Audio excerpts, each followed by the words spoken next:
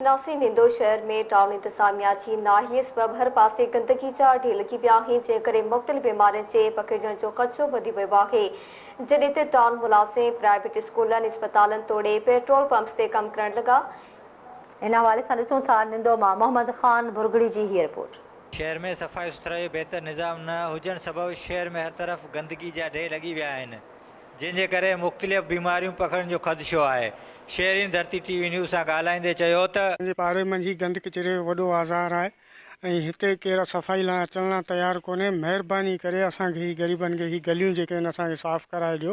हिते काफ़ी असांजा ॿार बचो मटे थो, स्कूलनि न वञनि कनि था, उन्हनि जी हीअ हालत गलियुनि जी लॻी पई आहे।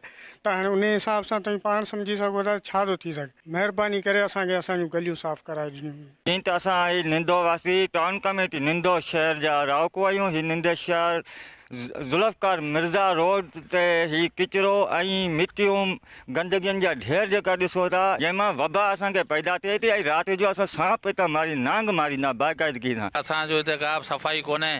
असांजूं करोड़नि रुपयनि जी बिल्डिंगूं गटर जो पाणी थो किराए, जंहिंखे चऊं था को ॿुधण लाइ तयारु कोन्हे। करोड़नि रुपए जी बिल्डिंगूं असांजूं ॾिसो पिया साम्हूं, पुठियां पाणी ॾिसो, गंदगी हर शइ ते सामी आहे। टाउन वारा निंड में सुता पिया आहिनि, बसि असां त को माण्हू ई कोन ॾिठो आहे। बसि मुंहिंजी घर जी घटी ते ही घर जो पासो आहे, जांचे ॾिसो।